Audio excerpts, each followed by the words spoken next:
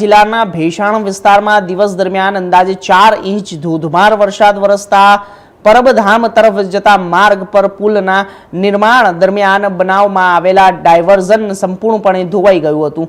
Diversion ધોવાઈ જતા વાહન વ્યવહાર અટકી પડ્યો હતો અને લોકોને ભારે હાલાકીનો સામનો કરવો પડ્યો હતો। સ્થાનિકોના આક્ષેપ મુજબ જ્યારે નિયમ મુજબ ડાયવર્ઝન પર ડામર કરવામાં આવતા અને વરસાદમાં રસ્તો ધોવાઈ ગયો અને તંત્રની બેદરકારીઓ સામે આવી। ઘટનાની જાણ થતાં તંત્ર દોડતું થયું। જેસીબીની મદદથી ડાયવર્ઝન શરૂ કરવાની કામગીરી હાથ ધરવામાં આવી હતી અને સાથે નવા બની રહેલા પુલ પાસે તાત્કાલિક માટી ભરવાનું કામ શરૂ કરાયું અને સ્થાનિકોએ સવાલો ઉઠાવ્યા કે જો ડાયવર્ઝન ધોવાના કારણે કોઈ અકસ્માત સર્જાતો હોત તો તેની જવાબદારી કોની હોત।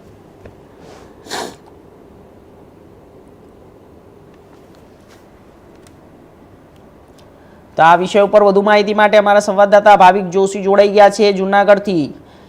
ભાવિક, શું છે અત્યારે હાલ જે આ પરબધામ રોડ પર વાહન વ્યવહાર ઠપ પડી ગયો છે? પહેલો જ વરસાદ છે અને તંત્રની બેદરકારીઓ સામે આ સવાલો ઊભા થઈ રહ્યા છે।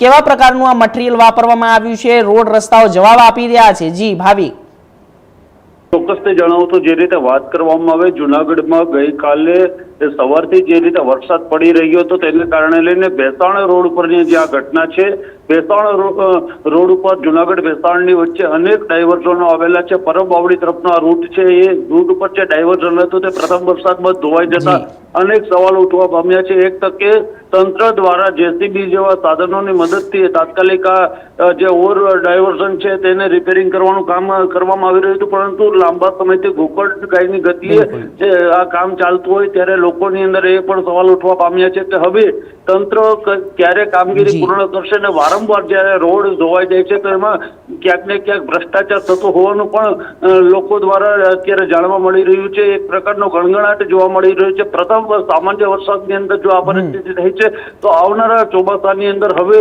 આ રૂટ ઉપર કેવી પરિસ્થિતિ સર્જાશે? કારણ કે થોડા સમય બાદ જ્યારે અષાઢી બીજનો તહેવાર આવી રહ્યો હોય, મોટી સંખ્યાની અંદર પરબધામ ખાતે 3 દિવસના મેળાનું આયોજન થતું હોય ત્યારે શ્રદ્ધાળુઓ માટે જવા માટે ત્યાં કઈ રીતની વ્યવસ્થા થશે?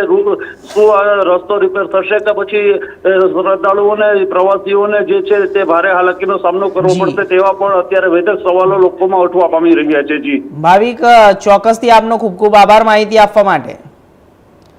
તો આગળ વાત તાપી જિલ્લાના ઉરછલ તાલુકાના ટોકરવા ગામની